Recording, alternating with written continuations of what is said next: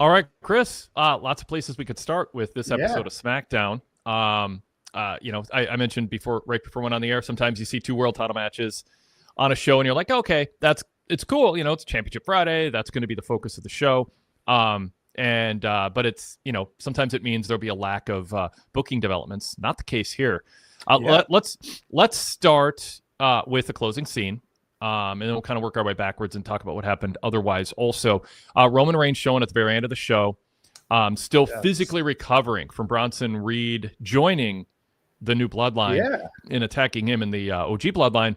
Still seemed phased by that, catching his breath, trying to get his bearings, picked up the phone. And I was like, was your thought mine, which is call Seth Rollins? Yeah. That's what I thought was going to happen. Yep. And he goes, call the wise man. Right, and which was awesome enough. Makes sense. And it was like, and the crowd's like cheering. Roman smiled. I don't know if he smiled yet. He nodded at Sammy earlier in the show, but like since he came back, smile at Sammy. But has he smiled at all? I don't know. I don't think so. Yeah. So I mean, when I say they think about this stuff in detail, I mean, I bet 6 weeks ago they're like, no, Roman's not going to smile until they call the wise man, right. And then the phone, for those who didn't see. The female voice says this number is not in order. So Roman ghosted Heyman. Heyman gets beat up, and Roman just thinks, I can pick up the phone and call him, and the number's different, and Roman was not informed. So a shocking moment to end the show. Talk about it, Chris. Oh, I loved it. Well, for starters, it feels like they're finally giving some consequences to Roman's behavior, right? We're seeing this in how Jey Uso is trying to assert his own identity, right? Coming back in. He's going to be who he is, right? There's consequences there, relational consequences. And now we're seeing that with Paul Heyman, right?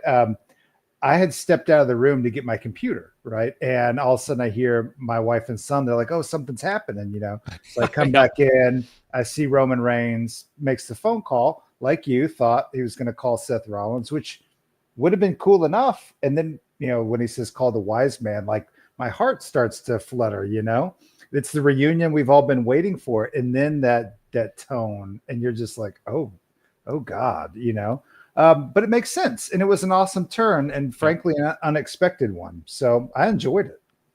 So, I mean, this can go a lot of different directions. And it could just be Heyman not playing games with Roman, but like he disconnected his number, got in. I mean, let's play this out like real life. He disconnected his number. He's like, I don't want any of my old friends. If I'll let my friends who I'm still friends with know my new number, but people who ghosted me, they don't get my new number.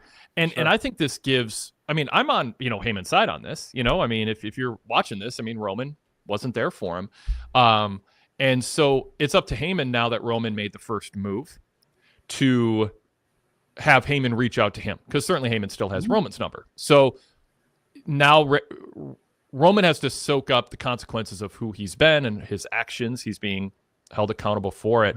And I like that. And it also, just from a storyline standpoint, it delays the gratification of this happening, and creates this hook going into next week and frankly into War Games. I don't know that Roman's going to get a hold of the wise man before Survivor Series. I don't think that's a guarantee.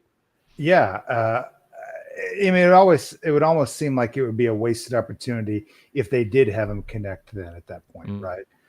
They gave us this relational breach, right? And it's going to take more than just a couple weeks of phone tag for that to really play out. Yeah. So like you, I think we're waiting down the line. So let's hit the other note on this. Bronson Reed coming out to basically join formally, informally for War Games. Well, formally for War Games, but maybe not beyond that. That's the informal part. The new bloodline. He's the fifth man. So I mean, it seems to pretty much confirm we're going to get 5-on-5. Last week I thought, hey, maybe they're just going to do 4-on-4. The story will be, and I think it would have been fine. The bloodline have no friends. Neither do. They both have baggage. Who would want part of this? LA Knight, credibly says, I got my title to defend. I don't want part of this business after Sammy pitched him this week. Seth, we'll get to in a second, had every right to go, no, I don't trust Roman. I don't want to prop him back up after all he's done. So it's kind of like when Jay went to Raw and the whole storyline was, there's a lot of people here who don't like you and you got to make amends. So WWE's being true to the history of these characters in the way that they're portraying them now. But it does seem like it's going to be 5-on-5, not 4-on-4. Although, like I said, I think that would have been a perfectly legit and fine way to do it. It would have been a slightly shorter War Games, but no big deal. But it seems like Seth is the obvious person who's going to be added. And it also then makes sense why Seth Reed, the final match, one more match than Pierce wanted, is going to be on Raw on Monday, as opposed to saving it for the PLE because, well, the match Monday is going to be an angle, and it's going to lead to Seth agreeing reluctantly or with reservations, maybe is a better way to put it, and some mixed feelings siding with Roman and company. Chris, your thoughts on that? I love Bronson Reed, so any chance of elevating him, is going to excite me. So seeing him mix it up with Roman Reigns, right? And not just mix it up with Roman Reigns, but get to do his finisher on Roman Reigns, which, as I understand how behind the scenes WWE math works, that's a big deal, right? It's a big deal for Bronson Reed to be able to do that, I thought. And he looked awesome. He fit in, right? He didn't feel like an afterthought. He felt like the main event tonight to a certain extent, right? So now it makes sense. Is the fifth person going to be Seth, right? It would make sense in terms of the feud that's been going on. I'm not sure exactly how I feel about that.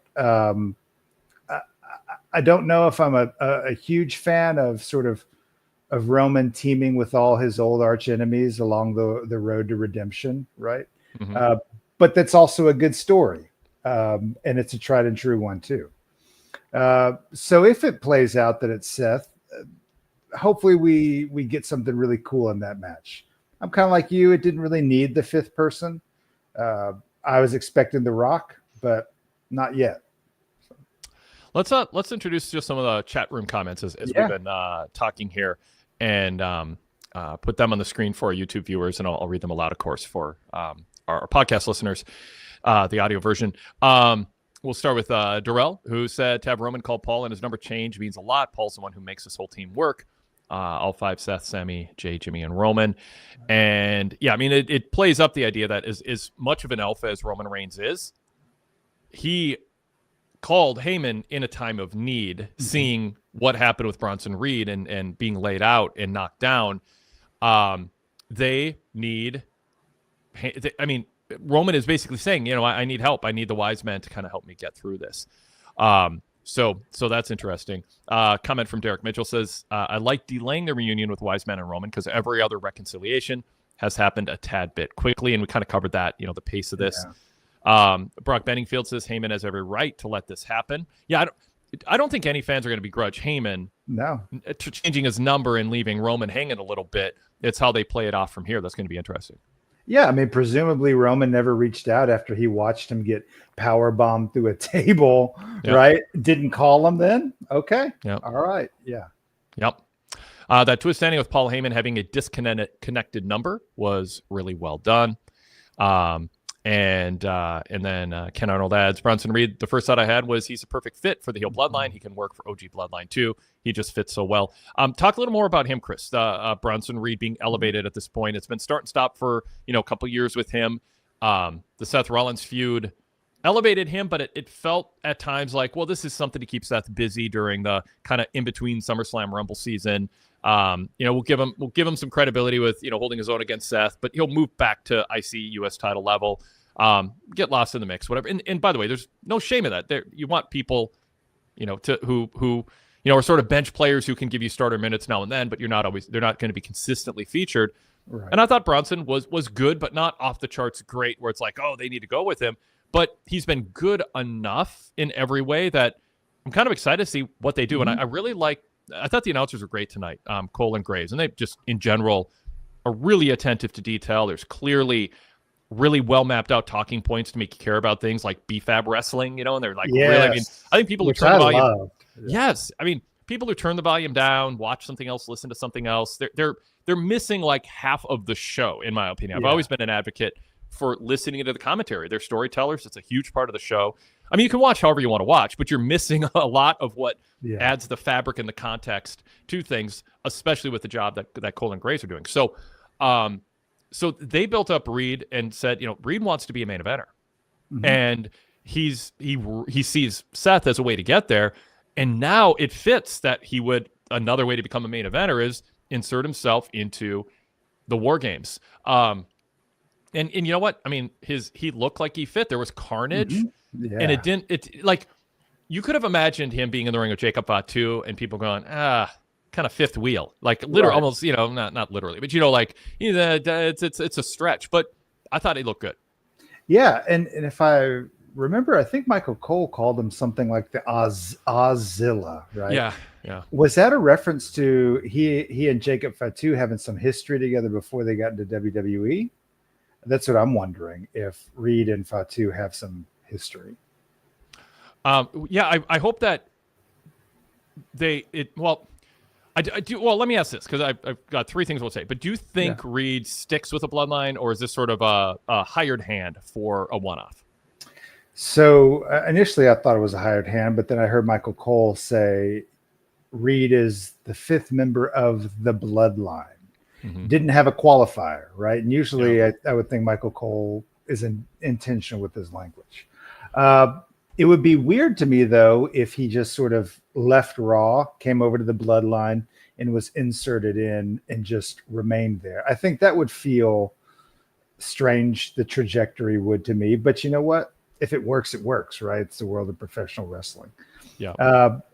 However, whether he sticks or whether he goes back to Raw, I hope that this interjection into the bloodline story keeps him at the same level or pushes him up. I hope it's not just, I don't want him to plateau here.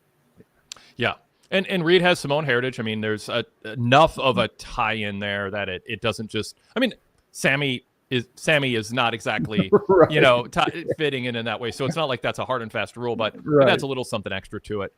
So yeah, I mean, it's a rock solid elevation for him. Yeah.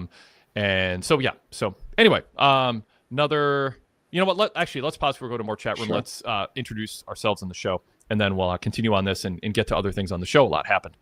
This is a Wade Keller Pro Wrestling post show for Friday, November 15th, 2024. I'm Wade Keller, host of the show, the editor, publisher, and founder of the Pro Wrestling Torch weekly newsletter and the website PWTorch.com, which includes, by the way, my live TV coverage for Raw, Dynamite, and SmackDown every Monday, Wednesday, and Friday. We also have coverage of Impact on Thursdays and NXT on Tuesdays with our support team doing a great job covering those shows. Plus, I do live pay-per-view coverage in written format. Brandon LeClaire also joins me with Alt Reports. We also have tons of other opinion articles, hits and misses, feud trackers, and more. Just great content on the site every day. We also are putting up more often now than we have in a while, 5, 10, 20, sometimes 30 years ago, Raw flashbacks, but flashbacks from 5, 10, 20 years ago, SmackDown. We're doing the 5 years ago Dynamite reports and NXT. So it's kind of fun to look back and just, sometimes things just go so fast these days. You click on that and you kind of scroll through and you're like, wow, that was 5 years ago. I can't believe it. Or it's only been 5 years, or so anyway, and it puts in a little perspective, like how long some people have been around and how some people are spinning their wheels and now they're being featured. So anyway, lots of good content over at PWTorch.com. Hope you're checking it out. I also host the Wade Keller post shows. This is one of them. Following SmackDown, I also do the post shows live on YouTube, and then we put it on our podcast feed after Dynamite and Raw. Also, search Wade Keller on your podcast app. We've been a pioneer of live post shows, and we've got a great podcast listening audience built up over these. I don't know how long we've been doing the live post shows. Not quite 10 years, but podcasting going back 20 years. And so you can search Wade Keller and subscribe and listen to the audio format. But you are very much invited to join us live and participate in the chat room and email us. And if you're a VIP member or Patreon supporter, join us live on camera or with your camera off as a caller on the show. You can find the link to be a caller on Patreon if you're a Patreon supporter, and also on the PW Torch VIP website in my TV reports. When you search Wade Keller, by the way, you'll see a red logo and a blue logo show up. The red logo are the post shows. Blue logo is our main podcast feed, including the weekly flagship. We do pay-per-view previews. We've got interviews. We do flashbacks. Lots of good stuff there, none of which is on our YouTube channel. So if you are finding us on YouTube, you definitely want to subscribe to the podcast side of things. The other voice you hear on this show, and if you're watching us, the other face you see is Chris Adams, a relatively new contributor to PW Torch. Chris, welcome back to the co-host chair. Talk a little bit briefly about yourself and, again, your contributions to the website. Sure. Thanks for having me. This is my second time co-hosting. The fact that there's anybody interested in my takes on professional wrestling still astounds me. So thanks for asking me back, right? And thanks for letting me write. So for those who are listening who haven't had a chance to read, I write the Friday, usually published on Saturday, column Hits and Misses for SmackDown, where I talk about things that I thought really worked and some things that haven't worked. Lately, it's been mostly hits and very few misses, and hopefully that's the trend that maintains. So thanks for being here tonight, y'all. Whoever's here watching, listen, I'm glad to be here. Thanks, Wade. Absolutely, Chris. Thanks. So let's just get back to it. I was thinking if there's any other pertinent plugs and business to take care of, but so I'll go back to a couple things in the chat, and then we'll move on to some other topics too. Derek Mitchell says, I don't mind Bronson Reed joining the new bloodline because the last 3 years, men's Survivor Series War Games had singles wrestlers joining a faction Survivor Series team. Saiti notes, I sure hope Heyman watches SmackDown. Well, if he doesn't, I bet people who have his number are texting him and calling him, letting him know, guess what you missed. But of course, it is believable that the Heyman character, that he'd be watching. And if he didn't watch SmackDown, he's definitely watching this, right? Maybe. Yeah, that's right. Imagine him. Paul, I better bring this up on the DVR. That's right. So Darrell adds, this is a good way to pay off Reed's growth with his run. He didn't look less than when he was out there with Jacob. This moment looked bigger than anything with Reed. And man, did they put the shine on him. I mean, they gave him the big spots in this match. Derek Hubbard says, unlike AEW, if WWE wants you to know the history of Reed and Fatu, they'll go out of their way to tell the audience about it. AEW does it sometimes. They're just not as diligent as I think would benefit them.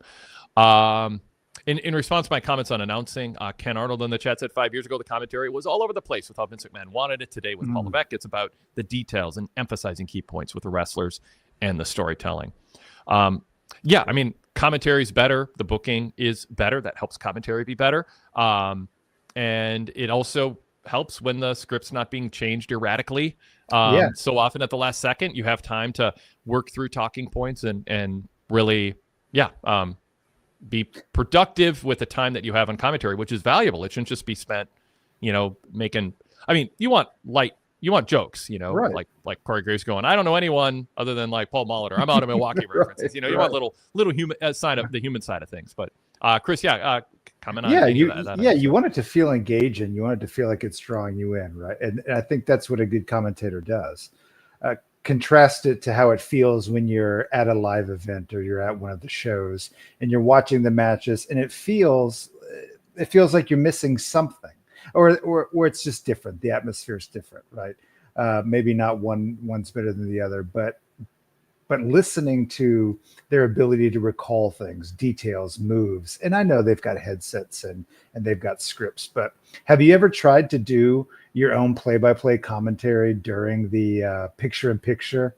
When you're watching it live and it's picture-in-picture, and so the ad sound is what you hear. I'll pause it and I'll try to do my own commentary.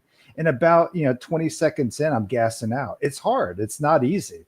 And so props to them for how they bring us along every night. Yeah, I love listening to them. We have seen a lot of people who with sports history come in and flop pretty badly at wrestling commentary. Junaid says, I thought the same thing when Michael Cole said Bronson's in the bloodline. Plus, he just fit right in with his outfit and destructive tendencies, even though he rarely wins matches. In a way, win-loss record isn't as important in this situation as just how credible he looks. And, he's held his own against Seth, who's a top guy.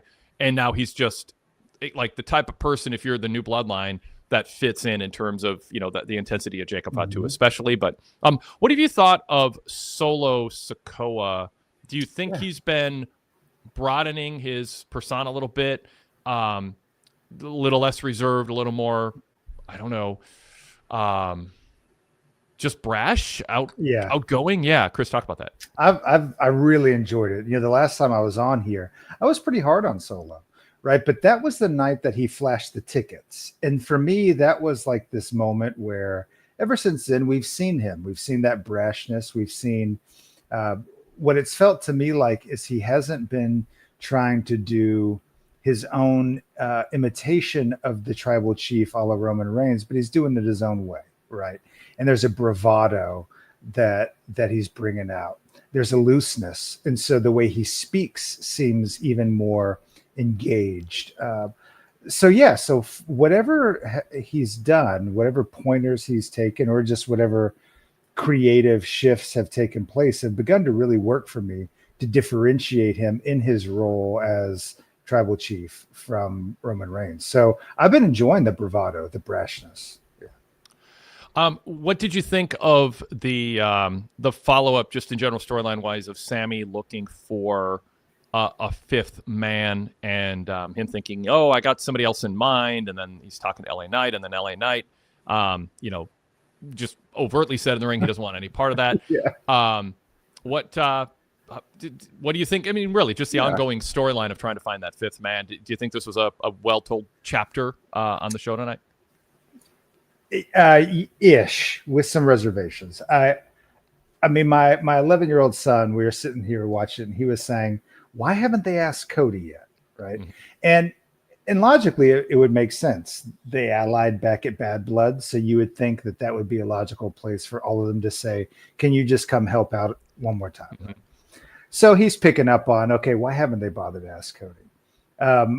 Again, I think it's obvious that they're going to Seth Rollins, but I think what it is doing is it's allowing for a world in which, or seeing that the WWE universe, the world that exists inside WWE, doesn't fear the bloodline in the same way they used to, right? They don't carry the same weight. Roman and his crew, they're the underdogs. They're begging for the help. They're not the ones running the show. So I think in that sense, this looking for the fifth member and getting turned down over and over just goes to show how different things are for Roman and the OG bloodline now. Yeah. So in that sense, I think it's a success. Yeah. Do you think there's a good explanation that some fans in their mind have for why Sammy's not asking Cody, or why that isn't something the announcers are bringing up as the obvious thing to do? Chat room, you can join in too. Like, is that hanging, like, I mean, your son's bringing this up. I mean, is this something hanging over the storyline where people are like, wait, why are they asking LA Knight but not Cody? I mean, I think you've got to acknowledge it. I think Cody, at least at some point, would need to say, like, hey, I'm definitely done with bloodline business, right? Like, I helped you out. We did our piece. Do not bother me, right? I think they need to acknowledge that, because it was such a huge deal that he helped him out, right? Mm-hmm. I mean, think about it. We've seen the consequences for Roman. I mean, for Cody helping out Roman in his relationship with KO. When are we going to get that with Sammy? Right. So there are a few pieces that aren't quite clicking yet, but at this point, I don't have any reason to believe that they won't. Yeah. And they could tell a story where, Aldis says we can't have the champion involved in a War Games match. We've got other things for him to do, and I don't know. Yeah, so I don't know. We'll see how that gets covered. All right, so let's shift to speaking of Cody, the opening segment with Cody, because we're talking about that now. So Cody comes out and addresses Kevin Owens, and he said he crossed a line. He called him to the ring twice. Nick Aldis walked out and said, nope, we turned him away at the door. We're not allowing him in the building. He was very hard on him using the pile driver. He said, we don't want this generation to end up in wheelchairs in 30 years. Yeah. And it was an interesting reference. Aldis said, nobody knows more than me what it takes to get to WWE. You'll do whatever you can to get a payday and win championships, but you don't cross the line that Kevin Owens crossed. And so until they figure things out, they can't have Kevin Owens there. Cody looked disappointment. Fans booed. And Cody just told Aldis, you're making a martyr out of Kevin Owens. You're giving him what he wants. You're hitting him in the wallet. He said he drives a Lamborghini, so I don't think the message is going to land. Well, maybe he can't afford next month's payment. That's right. Yeah. But he said, let me handle this, Nick. Let me handle it. This is similar to Seth Rollins making a plea to Adam Pearce. People who have listened to me for a long time know that I have consistently been an advocate for, and this is what I grew up with, in the territory system. This is what was done all the time. an authority figure that creates the structure and the foundation that I think is necessary is overstating it, but extremely beneficial to having chaos and rule breaking and heels crossing lines to feel more effective. Because if it's just like, there are no rules and who cares, then heel cheating or crossing a line sort of feels like, well, shouldn't everyone be doing that? Why wouldn't you? So you have the authority figures who then their job is to create order, because the foundation of a wrestling show should be, we have gathered great fighters great wrestlers to decide who the best wrestler is with championships. That has to be the central core mission. Of course, things turn into grudge matches and there's contendership matches, all that, but everything should be focused on trying to prove you're the best. And there needs to be a set of rules to do that. Otherwise, if the NFL didn't have a set of rules, well, it would be very different looking. It would be who can cheat the best, who can bring the best weapons, stun guns, mace. That would be awesome. No, it would be terrible because it would ruin the integrity of the game entirely. It would be fun once, but we're not 8 years old. Yeah, that's right. Yeah, and so we need to have structure. It's like, people gave the NFL a hard time for saying, the players need to tuck in their jerseys and John Randall couldn't wear face paint anymore like the Road Warriors. So it's like, well, right, because as Nick Aldis said, you give them an inch, they take a mile. So the structure should be there, not because we don't want the structure to be broken, but it's a lot less fun to break a rule if there isn't a rule to begin with. Like you're not getting away with anything. So all that is to say, and Paul Levesque, like I said, when Paul was doing NXT, the TakeOver era, was like, nobody's more in sync with what I like about booking and what I think is most effective, most efficient, draws the best, works the best, brings the best out of the wrestlers than what Levesque does. I'm really, with some reservations here and there. He and I are in sync. We're the same, similar generation. I'm a little younger than him, but we grew up in the territory system, the tail end of it. So I see him doing things. This is going all the way to this point to build up to it. I see him doing things that I've been advocating for a long time, which is the heel says this heel cross, the authority figure says the heel crosses a line. They can't be here. And the babyface begs the authority figure to let the babyface come back. We saw it with Seth and Pierce, and now we saw it with Cody and Aldis. I love it. It makes it feel like something wasn't going to be allowed for good reason. You empathize with the authority figures because they have a job to do. You kind of understand that's their job. But the babyface begs for an exception, and they usually get it. So I just thought Aldis and Cody were really good. Aldis talking about, he seemed full of angst too, because he's an ex-wrestler or current wrestler, inactive, however you want to frame it. You could tell he understood what Cody was saying. So your thoughts on that structure, Chris?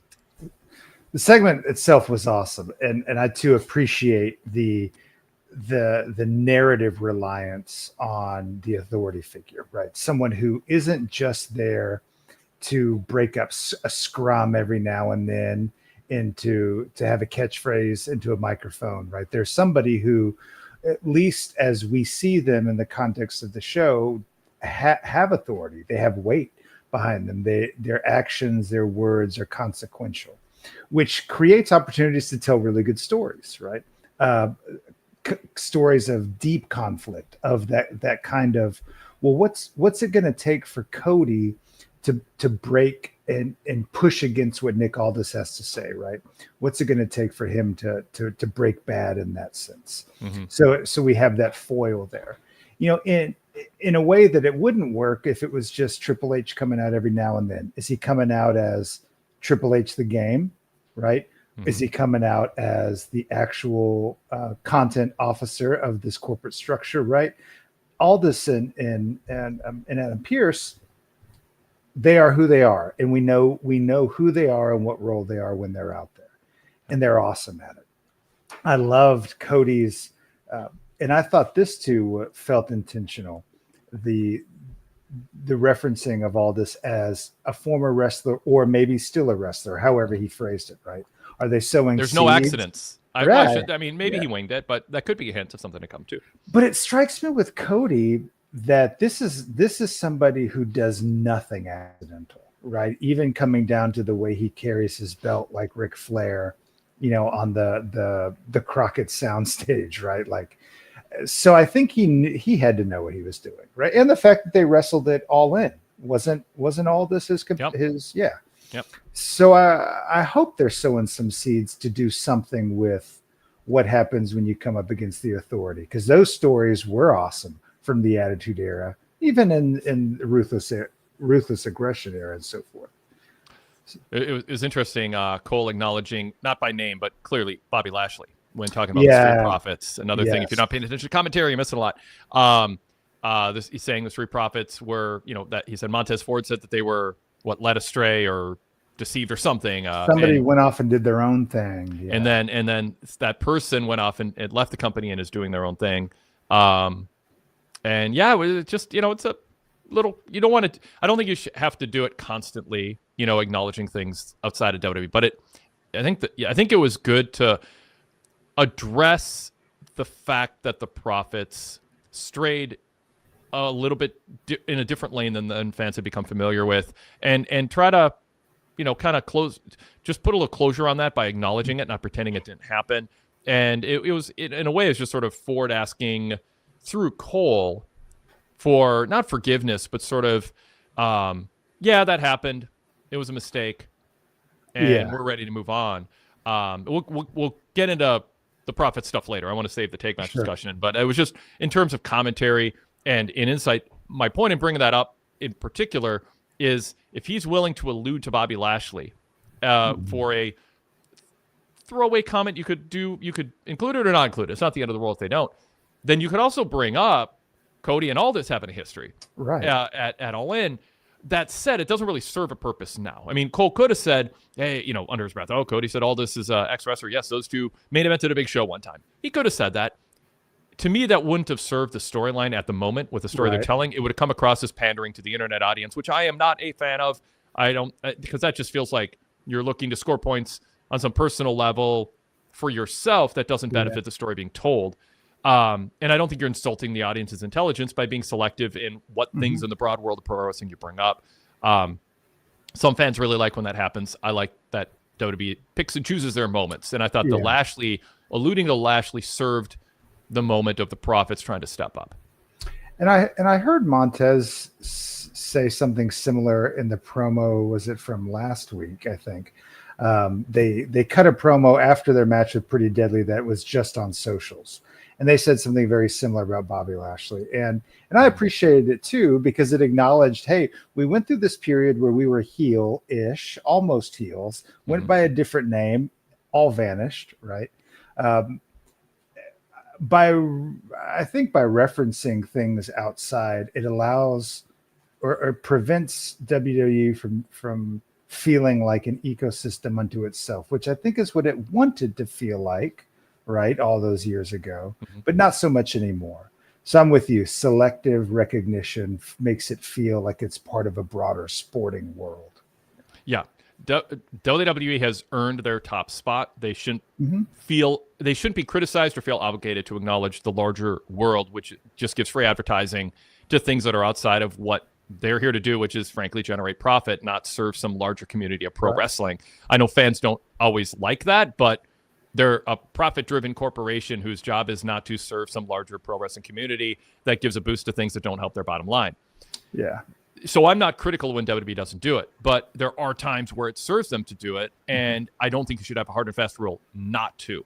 Right. And during the expansion years of Vincent K. McMahon in the mid-'80s, when he started bringing in these main event wrestlers from the territories, and fans knew them through the wrestling magazines or because they had traveled to their territory before the WWF expanded to it, fans were upset when their history wasn't acknowledged because the fans had experienced it firsthand, either reading national magazines or seeing it sometimes on a cable station. But that was mostly it was the territory days of the wrestlers regionally becoming stars, and Vince just discarded their entire histories, and people were upset because they were invested in these characters. It would be like two authors who are writing a thriller novel, and one of them retires as a writer, but the other author says, hey, bring that character into my book. And they do, but then they don't acknowledge their history. I don't know if that analogy holds up, but fans would be upset. They're like, hey, I read these 6 novels from this other writer, and now you bring this person in and you're not talking about his canon, his history. Right. That offends me. You're just using his name and his likeness, but he has all this rich history. You're not weaving that into what you're doing. But Vince at that time was very determined to be number one and not help other companies. He helped them a little bit on the Superstation, giving publicity to wrestlers that he wanted to sign. But once he signed them, he moved on pretty quickly from acknowledging them. So I give to the Victor Gold of spoils, or some cliche that probably fits here. They're number one. They get to pick and choose what they acknowledge. It serves them sometimes and not others. It was interesting. So people are asking if Nick Aldis will wrestle. Ken Arnold asked, I wonder if Nick Aldis ever does wrestle in WWE. He probably won't, but I'm curious as to what it would take for him to get in the ring, even if for one night. I haven't asked around or read. Have you noticed, Chris, anywhere Nick say, "Oh, I'm done. I've got some injury," or my body can't, or I've got an itch. Otherwise, I haven't seen anything either way. Actually, what I've read was if I could be totally remembering this incorrectly, but he said he was ready to go in the ring, but that his work right now, that he was enjoying what he was doing so much that he wasn't itching to get back. Now, that again could have been an angle. But the sense I get is he's pretty much ready to wrestle whenever he wants to. Yeah. The thing about him now is he is playing his role perfectly, brilliantly, awesomely. Like he's always had that aura to him of a guy who could be in charge and other people would respect him. He has enough history that WWE alludes to in the periphery without ever being specific about him holding gold in other places. I don't even think they've said even that much. But the baseline way they talk about him is not disconnected from his history. It's just not overtly acknowledging his history, but they're not pretending he's just some executive guy. So they have not ruled in or out. And what you mentioned, Chris, is all I've heard too. Is just a sense of, hey, I like what I'm doing. I'm open to it. I'm not, and I haven't heard anything lately with him updating that. I don't know that he's really done a lot of interviews where that's even come up. My educated guess, or I don't know if educated is the word. My guess is that in educated guess implies some inside knowledge that I'm using as background knowledge I'm using here, and I'm not. My hunch is they're open to it, but not committed to it. Because Aldis was not a great worker in the modern sense. He was a really good worker in a 1977 sense. That's right to say. And I admire a lot of the things that he did that were old school and the psychology and all that. But he wasn't graceful and all. I mean, he wasn't going to keep up with Will Ospreay. That wasn't his thing. So, so they can do it, but they don't have to. Yeah. I'd love to see it if it worked. I think with the night that he was introduced, when he came out and met with Adam Pearce, I think they named that both of them had at one time been NWA World Champion. I don't remember that, but doesn't mean it didn't happen. And I could forgotten that. Dude, you probably you'd be more right than I would. That's what's in my head. Yeah. But I think they're missing something. Well, it'd be too on the nose to have them two go at it, right? Pearce and all this, although it would make sense. We know Pearce, having taken that RKO, obviously has the body that can take some moves. Yeah. But I would love the story to make it make sense. And right now, nothing with Pearce. He's not going to get in the ring with Randy Orton, right? But I could see Nick Aldis getting in the ring with Cody. There's just something about that. You know who he reminds me of is Sean Connery, early days of James Bond. Suave. Yep, absolutely. But could brutalize you with a smile, Yep. No, very, very good comparison there. All right, let's bring on our first caller. Again, if you want to be a caller, you can check out either on Patreon or my TV report on the PWTorchVIP.com website. The link that will bring you into the waiting room. Jason D from Australia, you are up first. Great to hear from you. Thanks for calling. What's on your mind about tonight's episode? Yeah, thanks, Wade. Good to hear from you again, Chris. Yeah, I really enjoyed this episode. I'm loving these 2-hour Raws and these 2-hour Smackdowns. I thought this was a really fun, action-packed. Yeah, I know. I brought this up last week, and you're like, "Oh God." I wasn't last week. I wasn't in the mood. I'm not happy about it. I think it's for all kinds of reasons. But yeah, I couldn't handle it emotionally, honestly. Anything else that week. Fair enough. I fallout from the election. I've been very clear about how I felt, but also my dog got really sick last week and is starting to get better. But I didn't have if people thought what's going on with Wade, it was a lot of things, but I hadn't had a good night's sleep. Like every 90 minutes I was up all weekend, letting my dog out for emergency outdoor visits. And he's been to 2 different vets, and I chased down my retired vet to try to figure out what's going on with him. I mean, a lot. He's curled up in the chair now and happy. I'm just, plug your ears I'm just waiting for him to have a regular poop. I'll just say that. Hey, that's all right. But he's got his appetite back, and tons of energy and stuff. But I was genuinely worried for him and for a little while there. So lots been going on. And so talking about, let's add time to your schedule and next year, and not just one show, but both. And I've been enjoying the 2-hour formats for both shows. I was just like, don't do that to me, Jason. Sorry, man. Well, you didn't know. You don't have to apologize if you don't know. But now that you know, I appreciate the apology. Well, I'm just being a gentleman since you've got Chris Adams on the show. That's right. Yeah, back again. There we go. Yeah, so I had to get that out. Anyway, that's done. We don't have to talk about that anymore because that's an old joke. But this show, I'm loving Bronson Reed in this Rogue Bloodline. I mean, he just fits because he's got the Samoan heritage, and even the way he was dressed, he wasn't dressed in his wrestling gear. He's dressed in like this mercenary street gear, and I love that minor face-off that he had with Jacob Fatu. They looked at each other, and then he slowly turned his attention to Roman Reigns. Like, that's one of my favorite things in wrestling, when you have 2 wrestlers in the ring together and people are asking for that, couple of seconds. What if these 2 guys got it on? Then he turned his attention to Roman. And I just love the fact now how the original bloodline is now, they're in jeopardy. They're in peril. Even if whoever they get as a 5th member, you could still see this, I like to call them the Rogue Bloodline, with Jacob and now Bronson Reed. To me, they come across a lot stronger. And am I right in saying, because I had a couple of segments with this, is Jimmy the one who keeps saying, you've got to make the call, you've got to make the call? Have Jay or Sammy didn't say that in a backstage segment, did they? It's been Jimmy, right?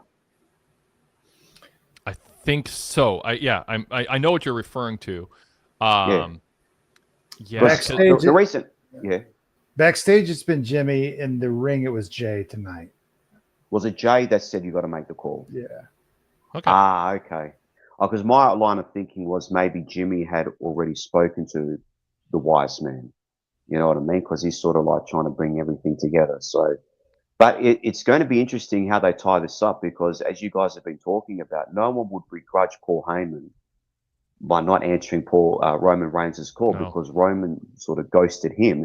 So he's going to do the same to him. So how they reconcile with this, and what is going to be the explanation as to why Roman Reigns didn't reach out to Paul Heyman? Mm-hmm.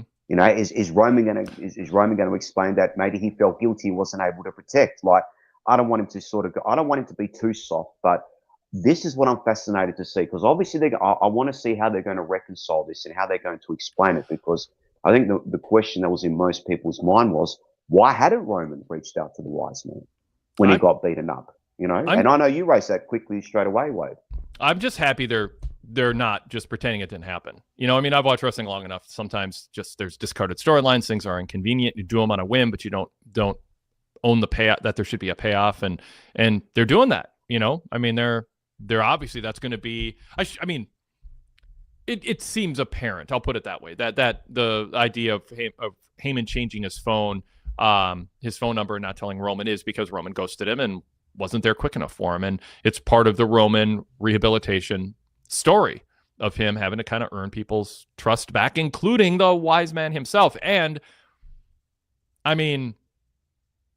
it builds even if Roman asks for and receives some form of forgiveness, there's this breach now in I'll use a married couple example. Okay, there's infidelity, they forgive each other, but that infidelity never goes away.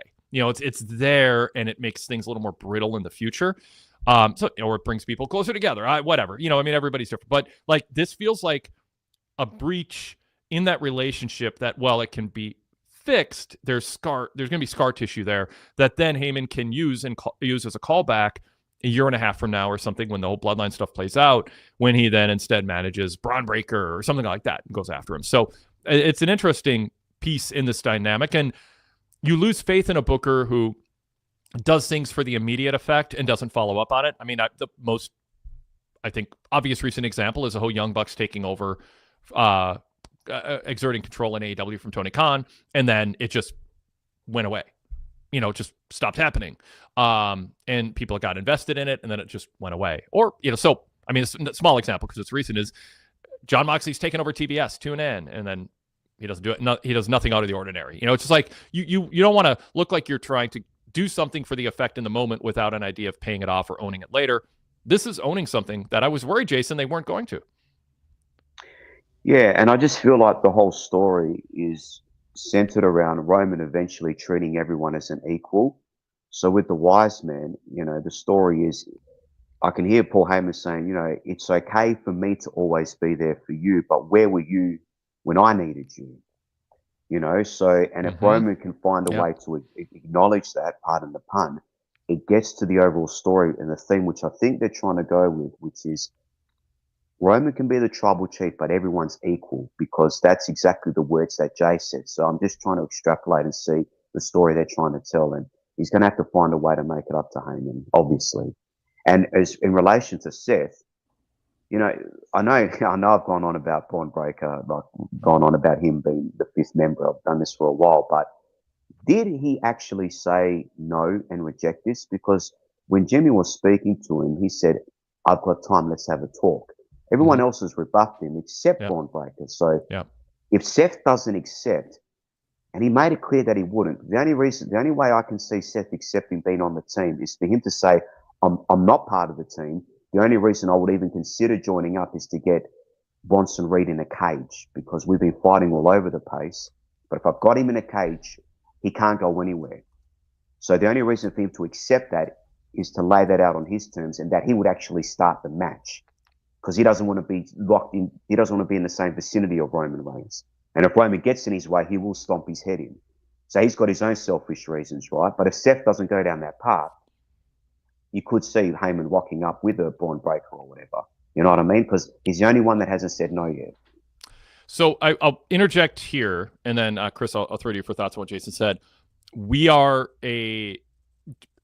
generally pretty much consistently a spoiler-free post-show and podcast environment. Raw was taped. Monday's Raw was taped. I have avoided spoilers. I'm talking sincerely without knowledge of it. I've succeeded in not knowing what happened. There's a ton they can do with backstage angles and post-production and commentary to add things to whatever is taped. But for people listening and going, hey, why are you speculating about something and we know the answer to it? I don't know if we know the answer to it or not. I avoided the spoilers.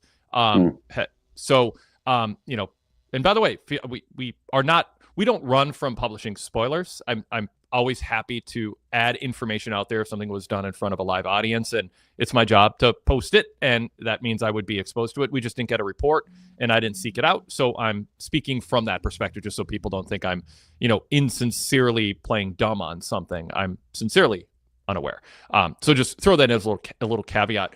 The Breaker thing is intriguing in that I think you're right, Jason, and Chris, jump in too. I don't think he said explicitly no. Paul Heyman I have heard Paul Heyman has been part of, and I don't know to what extent, but counseling Braun Breaker for reality behind the scenes. Like that there's, Paul goes way back with WCW days with the Steiners, and it's just, Braun comes across as somebody that Heyman would look at and go, oh, I'm going to hook my way into this guy. I think he can be a big star. So in a real life sense, it makes sense. There is something there. So he might be a guy that Heyman brings in. So Chris, lots of stuff from Jason me out there. Comment on it.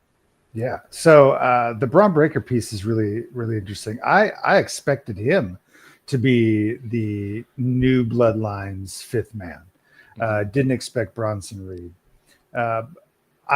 Breaker's been a tweener. I mean, and you wonder, is that by design or not? A lot of us have watched him and curious why is he playing to the crowd, but also he's clearly heel in some ways, but not so much it's unforgivable. Right. Maybe that was part of something that peaks coming up Monday or beyond.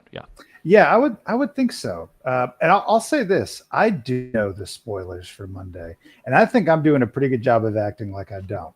I'm proud of my own performance tonight. I didn't seek them out. They popped up on Twitter, and I was very frustrated when I saw them. But I'll say this: I'm looking forward to the match in a way that maybe I wasn't before. So I think what you're going to see on Monday is cool. I'll say that you're not going to be disappointed for whatever that's worth. Bunch of listeners are like, Raw was pre-taped, and now they're Googling it and reading oh, sorry guys. No, you can if you want. Obviously, it's out there. It's sometimes if I don't watch a sporting event, I want to avoid spoilers if I'm going to watch it on a lay, or a series finale happens, and I'm not going to go on social media. I'm not going to be on Twitter pretty much at all anymore. But by the way, follow me on Blue Sky at the Wade Keller. Search the Wade Keller and search PWTorch. A lot of movement over to Blue Sky. A lot of wrestling fans going over there, and I need to get on that. Yeah, I mean, if you're not political and you don't know why, you Google it. You'll find out. Maybe you don't want to be supporting that platform anymore. Yeah. I'm pretty happy to make a divestment when the time comes. Yeah, it's tough. It is a community, but yeah, sometimes when you find out who owns a coffee shop, or you've been gathering with your friends, you kind of go find a new coffee shop, and you may not want to line their pockets. That's right. And I'll say I appreciate you, Wade. I think I've seen a lot of you on Twitter, so I appreciate where you are, and I'm with you. Thanks. Braun Breaker, I don't know where Braun Breaker would be, but that the energy that he brings into this kind of setting is amazing to me. There's a primal energy, right, that he brings, that energy, that dog energy, but it's deeper, right? He takes to this because he was born into it. And I think that's maybe what Heyman sees, is somebody who already has these foundations, and he's so young in his career. Can you imagine what he's going to be doing in 20 years, right? Main event for sure. I mean, he already has, right? Yeah. I would love to see him in that cage come Survivor Series. We'll see what happens. Yeah. Jason, back to you. Well, I mean, you've got the dog and the werewolf locked in the cage, right? And they already set that up a couple of weeks ago. What I like about the Braun Breaker character is that he's a thinking man's badass. So when he lost to Sami Zayn, he readjusted his game plan. He was not that he was okay with it, but then he adjusted and defeated Sami. And he did the same with Jay. So he's not just this one-dimensional character. We know he's a badass. We know he's got the speed and the explosive power. But he's a thinking man's badass. Like Corey Graves, refers to him as AI. AI is always evolving. It's that, artificial brain, so to speak. But he's got all that. So that's what I really like about his character. And the only reason I could see him inserting himself in this match, because he mentioned he's about collecting trophies. Well, what better trophy and accomplishment than to insert yourself into this match and be a difference maker and push yourself into a main event? But like you said, Wade, I enjoyed how LA Knight had a really good explanation as to why he was true to his character, and fans can understand. You don't begrudge him, because he said, there's no reason for me to get involved, and I've got my own battles to win. And in relation to the whole Cody Rhodes, Kevin Owens saga, I like what they're doing with this. I just love the way they sold the pile driver, what it means for Randy Orton coming back. And I really like where they're going with this story. And obviously, it's not going to be. It's probably too quick to be like a match at the Survivor Series. Are we probably thinking Saturday night's main event, since that would be the next one coming up? Kevin Owens and Cody. I think so. I mean, that's what I've heard. Yeah. Especially since there's been no movement towards it at Survivor Series. I've been hearing main event. Yeah. So a pile driver being banned, it's not something WWE's talked a lot about being a thing, which isn't, it's a little startling. Like, oh, that move was banned. But I did like the idea, I think they can take it too far sometimes, but the idea that don't cross, there's certain lines you don't cross. We don't want to shorten careers and end up with people in wheelchairs, and KO did that, makes KO seem sinister. I think Kevin Owens has been fantastic in this role. This is, sitting in his car, filming these selfie videos and sending them in. It's a novel, distinct setting approach to communicating that's very modern. It feels realistic. Yeah.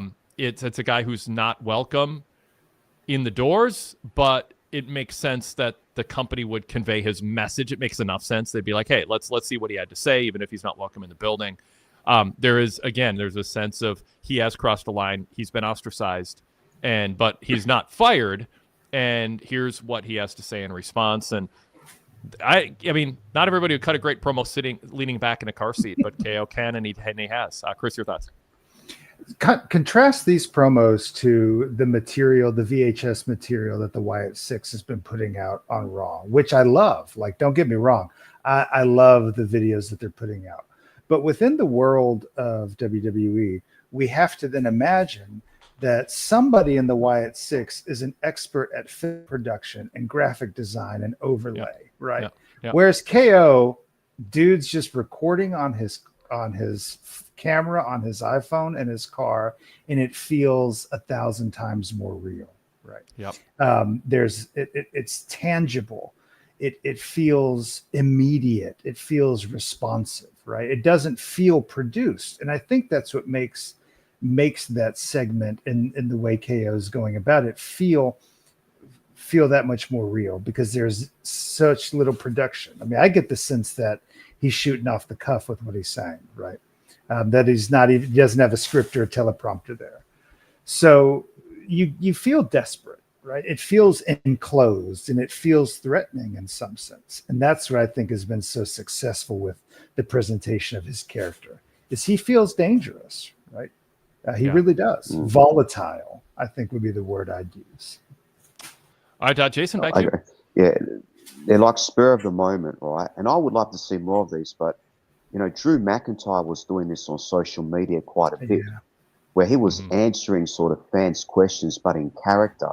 And I thought that added so much to his program with CM Punk. And they just come across, I mean, now that everyone's got, these are high quality cameras now, phone cameras that you can film, and they come across authentic and spur of the moment. And with Kevin Owens, this character is like, I love the fact the past few weeks he's worn, American Dream Dusty Rhodes t-shirt. He's worn Cowboy Bob Orton. So the people that he hates the most, he's wearing the t-shirts of the fathers. He also had another one that came out that said, Kevin is right, or Kevin was right. And then if you listen to him on the promo on SmackDown, he said, I'm getting punished for doing my job. And he reiterated that. So he feels like he's getting punished for almost being the prize fighter. So, you call me the prize fighter. I'm doing things that a fighter would do, but now I'm getting punished for it. So you can see it's a whole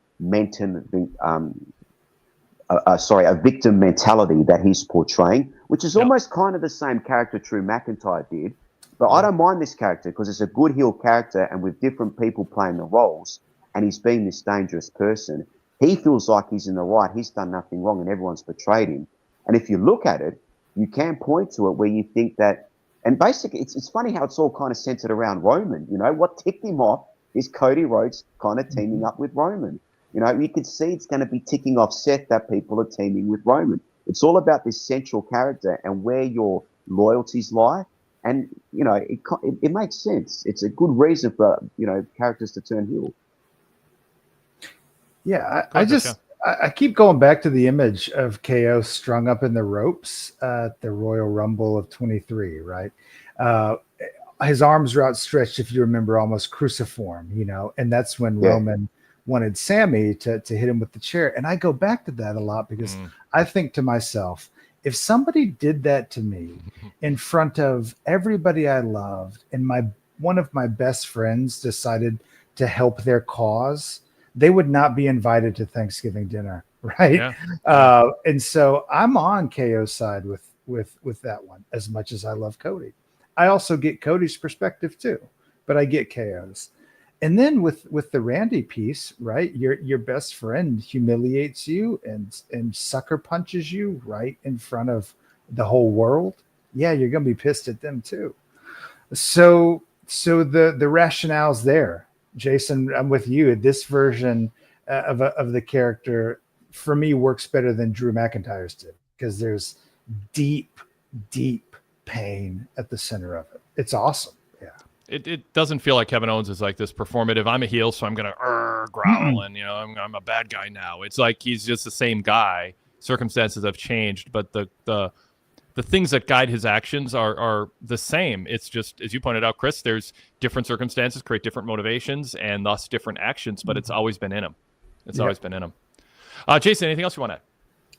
Have you guys talked about the tag team match, Motor City and we have not yet. So that's interesting. I can understand. Obviously, Tommaso Ciampa's upset that the Street Profits got the title shot ahead of him, but now he's cost them the match, and we sort of hint here at a Street Profits heel turn. They're looking to have a bit more of an edge to them. So I'm interested to see how this plays out. Ciampa obviously pushing down Johnny Gargano. Now with the Street Profits looking for more of an edge, they talked about they haven't won championships in 4 years. Not really. I mean, I know where they're going with it, but can you go ahead and have two major character changes with Tommaso Ciampa as a heel, and also the Street Profits turning heel as well? I am happy with Tommaso Ciampa in a similar way with Kevin Owens. I just feel like I buy his motivation for being upset. I don't think it's admirable how he's handling it or where it comes from. But I get it. Like, wait, we're DIY. We put all that time into NXT. We are a championship tag team. We have championship pedigree. We arrive maybe on the downside of our prime years, but we're still really good. And we haven't been able to accomplish, peak title wins. And then Motor City Machine Guns show up and jump ahead in line, so to speak, and win the belts. All of a sudden, you think, well, they've got more mileage than we do, arguably. And so what's going on here? And yeah, it triggers something in him. And I think he's been believable. I like that Johnny Gargano is against it at this point. I don't think it's a foregone conclusion. He won't side with Ciampa, or go along for the ride and try to control him a little bit. I mean, there's examples over the years of the same tag team partner who's loyal to his partner, trying to control him and hoping he can, kind of steer him in a direction of better sportsmanship. And it feels relatable, I mean, you're not going to go, yeah, Ciampa's how I want to teach my kids to act, but you also go, I kind of get it. I get why he's been kind of snapped when this is going on. And then at the same time, you have the dynamic of the Street Profits, which they have more of an edge. I don't think it's clear-cut heel. There can be just frustrations that boil over that you can apologize for. It's pro wrestling. You hit somebody, you're like, okay, I shouldn't have done that. So I don't know where exactly the Profits characters are headed, but Bianca Belair last week had a real edge and intensity to her in the ring. Obviously, Jade and Belair, especially Belair, have a little more edge to the presentation, which I like. So something's happening with both DIY and the Street Profits that I am interested in. Just like with New Day, I'm interested in them finally. It's not just doing the gimmick that you got introduced to and it's just going, recycling it over and over, or, just doing it over and over. It's genuinely intriguing. And the Machine Guns are like these, innocent guys who are like, we just came in and just wanted to win and we did, and we're happy. Why is everyone so upset? Just, let's wrestle. And they've looked great. WWE's framed them well. So I think this is really well done. Chris, your thoughts? Yeah, I think so too. Something you said, Wade, you used the phrase something's happening, right? And that's just the feeling that I have about a lot of what WWE has been putting out lately, is that something's happening, or we're gearing up for something to happen. WrestleMania 40 was supposed to be the new era, right? The launch of the new era. And some things were obvious, right? Cody being the biggest, most visible one. But it feels like a lot of those shifts are coming to fruition now, right? We're getting relational changes. We're getting format changes. We're getting content changes. And it's all starting to kind of coalesce together for me right about now. And the tag team divisions in both brands are really good pieces to look at for that. We've got lots of different stories being told, lots of seeds being sown. We've got all sorts of things that are bubbling up where we can implode the division in order to rebuild it differently. So there's different tensions and different feuds, right? It feels very exciting. And I would think as a tag team wrestler in WWE, it would feel really exciting. Like there's a lot of investment being put into the division finally. Right? Yeah. So it feels pretty cool for me. And it's adding human dimensions to one-dimensional characters. You know, the Street Profits just happy-go-lucky, and I mean, let's drink. Yeah. Just it's like we're still doing this. Right. And now we're seeing real-life emotions from Xavier and Kofi getting on each other's nerves, and Xavier having, you know, jealousy or whatever, seeds of resentment sprouting, and then the Profits doing what a lot of people, if you are double digit in age, have been hoping they do for a while, which is stop being one-dimensional, you know, dancing happy-go-lucky, you know, Montez doing his bit that just, it's like, come on, it's, you know, and Bianca, like I've been waiting to see Bianca Belair show human emotion rather than some Disney for Kids channel character who just twirls and smiles and dances, and, you know, like there's so much more she can be, and we're seeing signs that might be happening. So I like this all around. Did you notice that there was no red cup today? In Montez Ford's hand, you know, and I find that curious because 2 weeks ago, I read something where Booker T said his first piece of advice to Montez would be to get rid of that red cup, and look what disappeared. So maybe he's listening, right? Maybe there'll be some shifts and some changes. Yeah. And but we do have the finish of the match, World Tag Team Title match, advertised, got a no contest. I'm not against. I don't think I need every match to have a clean finish. It's pro wrestling. It's not going to happen. But you don't want to do escape hatch finishes where you book a match and you're like, well, we're not brave book. We're not going to use the term brave booking. Like, be a brave booker. It's okay for people to do clean jobs. And any chance you get, you should look for a chance to do that, so that when a situation like this comes up, where you're like, wait, we don't want to define down the Profits because the story is they're on the rise. They've got a new attitude. As soon as they show a new attitude, if they lose clean, that's kind of a setback on the story we're telling with them. But the machine guns are so new, we don't want them to lose the belts.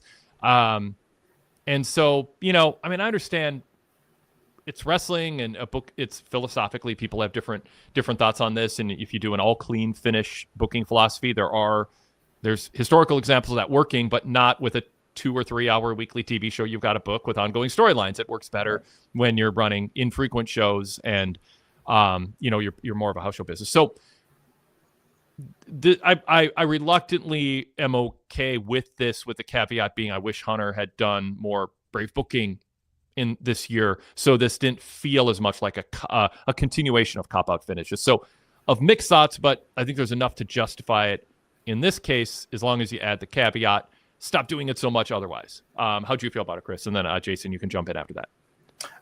Yeah, I was disappointed. I would have liked to have a conclusive finish, and but it would have been an interference finish, or it would have been a tag team title loss for the Guns already, or it would have been a setback for the Profits, who have shown the attitude we wanted them to show. Like, there's a downside to whatever they do, including what they do. I'll tell you, you know, if I had the pencil, and there's good reasons why I don't, right? I think having the Guns take a loss to the Profits would have been a big surprise, given how quickly they got the belts, right? But it also could have been seen as not brave booking, right? What I don't want to happen is that this is going to turn into a triple threat.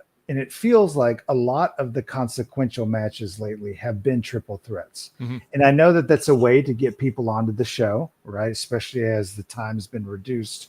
But that's what this feels like it's going towards, is a triple threat for the belts. And we've had too much of that. So that's where my disappointment is.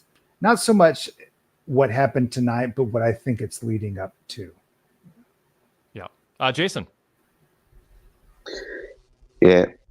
I agree with what you guys are saying. My opinion on it is that I don't mind non-decisive finishes if it's leading to something that's bigger. So because Tommaso Ciampa's in this character transformation, I can accept that because it's leading to a bigger story with him.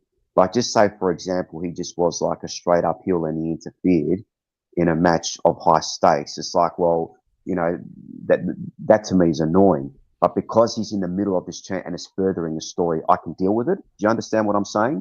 Because there's something bigger on the line, and we're seeing something with the Street Profits. I just wanted to say I've got the boxing going on in the background here, and I had a graphic WWE coming up on Netflix, and I just put you guys. I just had myself on mute because Mauro Ranallo, I wanted to hear what he was saying, and he was hell excited to announce that. You know, he was saying I was there in 2016, and now they're coming up and everything. He really plugged the hell out of it because that's coming up in about 7 weeks or so. So that's interesting there. But just going back, just one more thing in relation to the women. I enjoyed seeing B-Fab in the ring because I haven't seen her in the ring for so long. It just added an extra dynamic. I thought they had a good match. And I thought Nia Jax and Naomi had a great match too. I mean, that move they did on the top rope where sort of Naomi switched it up in midair and was able to execute a crossbody.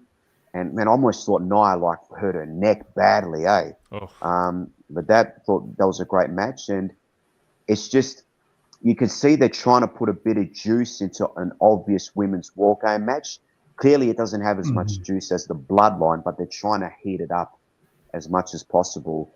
And I still like how they're playing off the bad relationship that Bayley has with Bianca Belair. So they haven't let that slide. Yep. And I like that.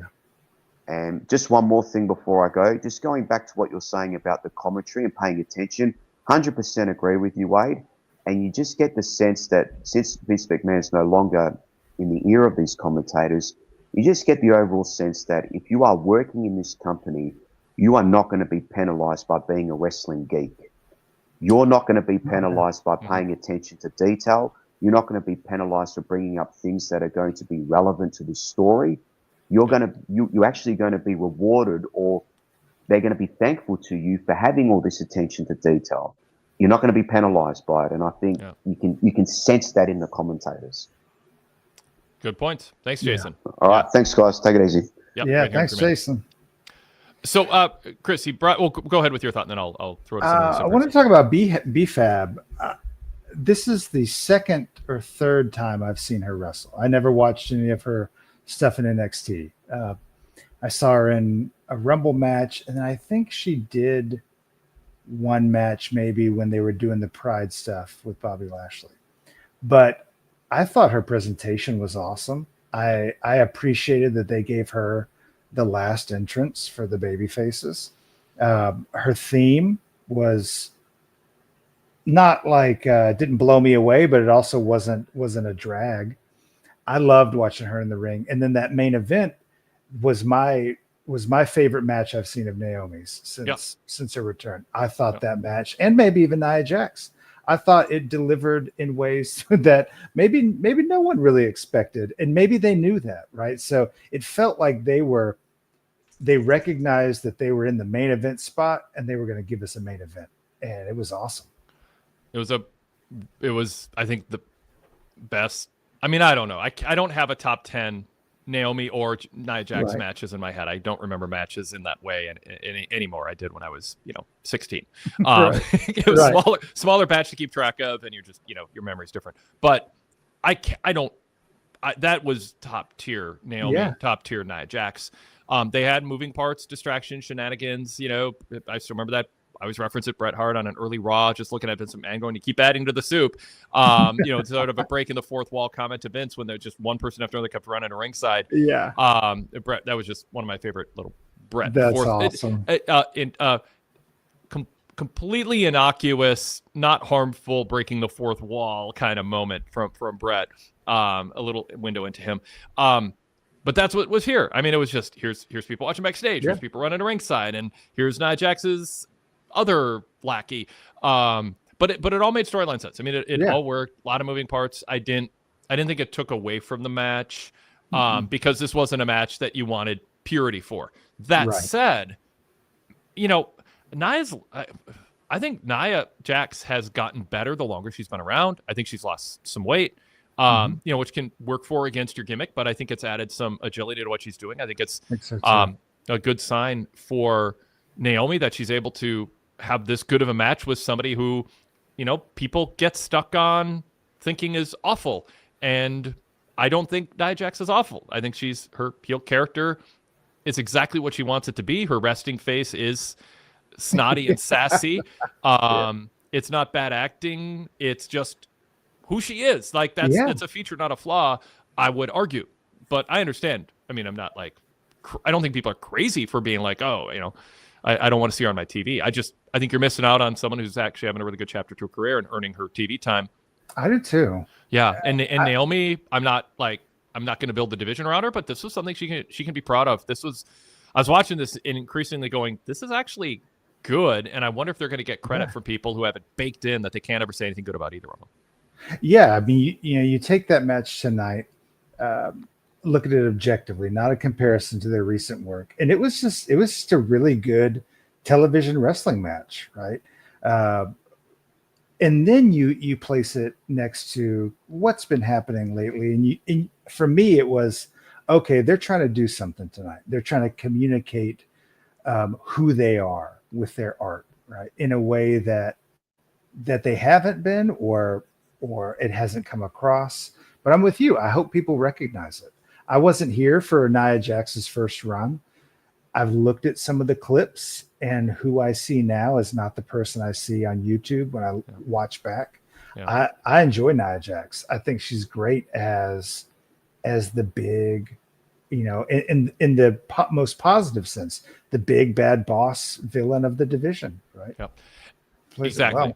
Yep. Well, let's bring a question from the chat into this. It's Mean Gene says, do you think Bianca and Jade saying they had Naomi's back but not coming out during the main event is leading somewhere? Them not coming out can't be blamed on them. Obviously, they were attacked by Liv Morgan and Raquel.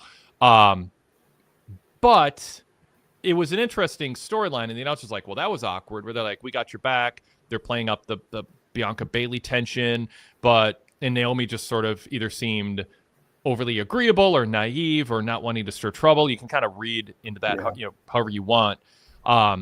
You can infer from it what you want. Just kind of pick your own adventure when it comes to how Naomi was feeling about the tension on either side of her. So yeah, I don't know what to make of Jade and Cargill being so kind of in your face to Bayley. We got her back. Don't worry. Go away. What do you make of it, Chris? I'm not sure either. They were doing the big three for a while. Do you remember when they were calling themselves the big three? And we haven't heard that language lately. We've seen them maybe once or twice, all three of them pose up in the big action hero pose, which is awesome. But I've sensed some distance between Bianca, Jade, and then Naomi. So maybe there was some of that tonight. I didn't really get the sense that it was more than just that lingering tension between Bayley and Bianca, which I think is important, like we've talked to with them going back to the Roman business, right? I mean, they were at odds for so long. So they're going to have her back, right? And they're also, for Bianca, she's not going to let Bayley have her back when, she wasn't there all along. That's, I think, the sense I got from it. And obviously the ongoing story with Jade and Bianca flying mostly under the radar, they're not drawing attention to it, but they're laying the foundation for it, is near misses of those two bumping into each other, having tension in a match. It's subtle. It's there. They're going to play into it, but it's clearly part of long-term planning. Derek Mitchell says, I make of it, this is our sister and we got her back. Okay, and it's as simple as that. That's just Derek saying that. I mean, that's, makes sense. Clearly that's clearly ostensibly what they're doing. The question is there more there? And do they really have her back or not? I don't know. By the way, I thought so. They probably do. Especially when you're attacked by Liv and Raquel, it's not like hinting at a heel turn. It's more, we got your back, and now Liv and Raquel stopped us from having your back. Again, like I said, as Bret Hart said, lots of ingredients being added to the soup. The brackets for the U.S. Women's Tournament showing on the screen. It was interesting. Naomi in the brackets, despite getting a world title shot, I thought that was a little awkward. I actually would have liked an asterisk next to her name. And, WWE's very detail-oriented about this stuff. They are appealing to my sense of logic and detail work when it comes to presentation and, all the things that I'm sticklers for. I think if you break up a pin, the person should not have their shoulders down with the other person on top of them still while the ref stops his count. I just think that's basic, simple, non-controversial stance to take. It's super easy to fix, but people push back on it. Go, oh, why do you care about the nitpicky stuff? So I care. Why are we filming this person backstage? Oh, because 2 seconds later something interesting happened. Stop doing that. Come on, it's easy. Just spend 5 extra seconds, come up with a reason. So that said, I would like them to go. By the way, fans, you might have noticed Naomi's in this tournament. If she wins the world title tonight, Nia Jax will take her place as a former champion. Oh, that would have been cool. Yeah, just little note like that. Because why would Naomi? It's almost like you're entering the NIT before you've been eliminated from the from the 64. NCAA. Yeah. So very little thing. I'm not being critical of them for doing it. Don't get me wrong. It's not like Wade. Oh, you're being. I'm just saying that would have been an extra bonus point if they had addressed that. Well, it feels a little bit like they're telegraphing. Right? That is the effect of it, and they would have untelegraphed it if they had said, whoever loses tonight's match will be in that spot. They actually could have done Naomi / Jax. That would have been cool. Yeah. And said it. They're pointing out in the chat room that no women from Raw are in the U.S. title tournament, despite last week it's saying it's a floating title. What do you make of that, Chris? Oh, so last week I didn't even catch that they said it was going to be a floating title. Multiple people told me that was the case. I didn't go back and focus on that. Yeah, I missed that. So if that's maybe people were wrong, or maybe they changed their mind. Yeah, my sense, if they did say that, my guess is they would change their mind, because it just wouldn't make sense for them to have a mid-card title for NXT for women, a mid-card title for SmackDown, and not have one for Netflix or for Raw, which is going to Netflix. You'd think that they would want something. So my guess is we're going to get the Intercontinental for women. It always seemed to make sense. I didn't understand the logic if they were going to do it about having a championship that's secondary floating between the two brands. And now that it's all SmackDown women in the tournament, which it didn't register with me while I was watching the brackets. So it just feels like, there's going to be a SmackDown based title. I thought the announcers again did a good job saying we are this title. I mean, they put the best positive spin on it, but the idea being our division is so deep. I mean, Todd Martin on the Fix yesterday was just like, made the strong case, about, trinkets for everybody and, belts for everybody. It just diminishes everything. Sure. And it does. Oh, Derek Mitchell says Michael Cole said it would be the first floating championship. Oh. During the triple threat match. So I don't know why I keep missing these comments. Yeah, me neither. But yeah, so I'll trust Derek heard that and isn't hearing things that didn't happen. Thank you, Derek, for pointing that out. The chat's great. So I like that they're saying that. Now Bayley winning sends a message. He's a legacy star, former world champ. This is there's going to be top names in it who are advancing, not just top names in the first round and they get discarded. Do you have a favorite pick, a personal preference, or a hunch of who WWE will likely book, for better or for worse? I mean, the super obvious one would be Bayley, right? Grand Slam champion, getting the first crack at this new belt, but that would seem too obvious. Chelsea Green, that's a Twitter. She's a Twitter favorite. Yeah, but I'll tell you who I would love is Michin. I love Michin. Really? I love her presentation. Yeah. I love her moveset. I love her entrance music, and I don't think she gets the credit that she deserves. So if she came out on top, I don't think it's going to happen. But man, if she did, I'd be very pleased. Yeah. So tonight, just to refresh people or inform people, Bayley wrestled Candice LeRae in BFAB. Bayley advanced. In her bracket, the left bracket, so to speak, is Bianca Belair, Chelsea Green, and Blair Davenport. Blair would be very much a dark horse because they just haven't been focusing on her. Chelsea would be great. A lot of people choosing her. Rich Fan made a case for her on the flagship this week, the Wade Keller Pro Wrestling Podcast flagship. So check that out. He was an enthusiastic booster of Chelsea in the spot.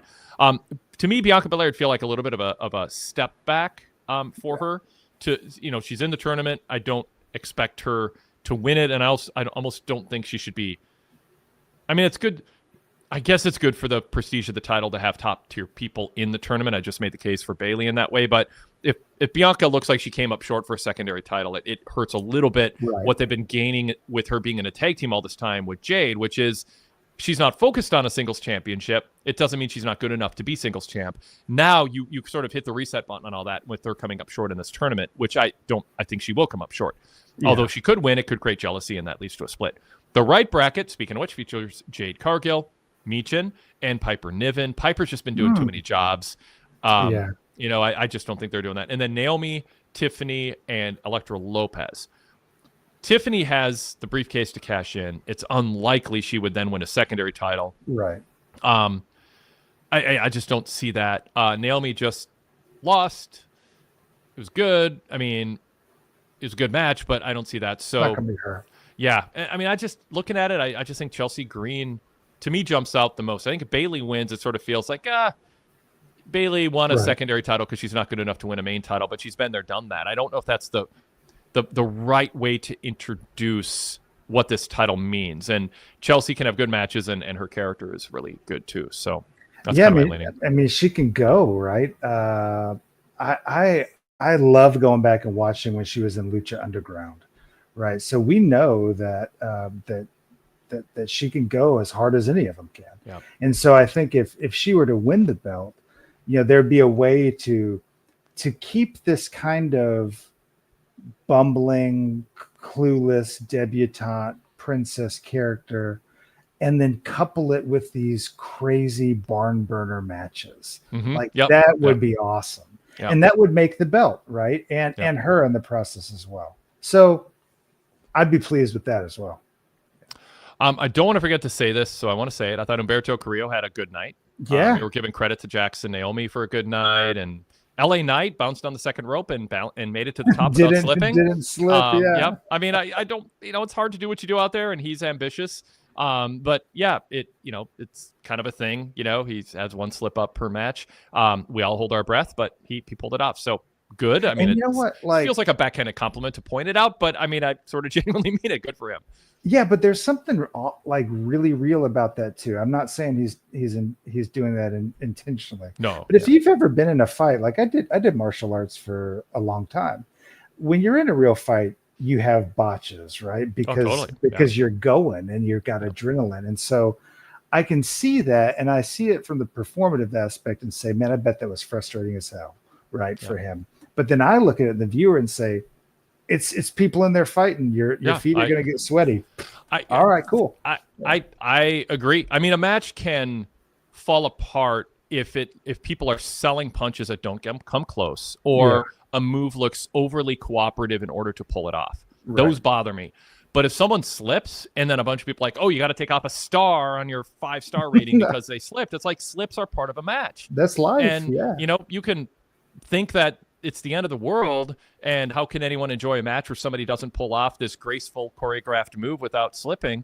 But I've seen matches that I've enjoyed where there's been multiple slip-ups because it feels more real then. It's a natural part of things that can happen. Well, the match that he had with Andrade a couple weeks ago, do you remember there was 2 botches in a row, but the way that they altered the sequence just made it seem very organic, and LA Knight still went over on the whole sequence looking like he did some damage. So, it just, to me, it adds to his brashness, right? That brawler kind of nature. Yeah. Mm-hmm.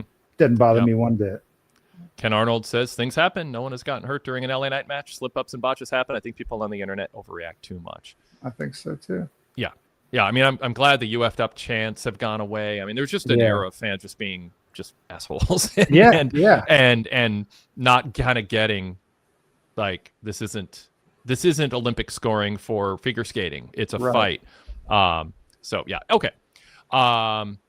Ken just adds, even the most experienced wrestlers will make a mistake. It happens. The thing that I'm obviously less forgiving of is if you do something over and over again that you screw up every time. And that's where the LA Knight territory, it's like, maybe it's time to pull back a little. Or when, like, to me, it's like the most unforgivable thing for me. Because if you sell a punch that comes up short, that's going to happen. It's like, oh, how bad did it look? What camera angle was it? I'm going to sell it. Should I sell it? I mean, I feel for them. The thing that I'm like, do not like is the soft whipping into the ropes.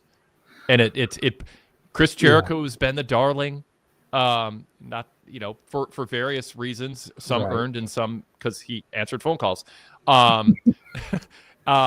And he's been a darling, but I've been critical of him during the time when everyone said he's the best wrestler in the world because he couldn't be bothered to look like he put effort into whipping people into the ropes, and it drove me nuts. It took me out of every one of his matches when he did it. It's a lucha thing that he picked up and never dropped. I know wrestlers who people respect who planted that seed with me. Like, I mean, I noticed when I watched, but they're like, Jericho, people got like, why is Jericho getting propped up when he can't be bothered to whip someone hard into the ropes? Yeah. Like, does he watch his match back and not get how bad that makes the wrestler look who has to run the ropes hard on their own because he can't be bothered to make it look like he's not just going, well, it's, pat someone on the back, they got to run the ropes. No, you should force them to do it because it's already an iffy move. You know what I mean? Like, but I guarantee, let's say Karrion Kross. If Karrion Kross or Bronson Reed whipped me into the ropes hard, my natural inclination is either I'm going to go face first and hurt myself and stumble.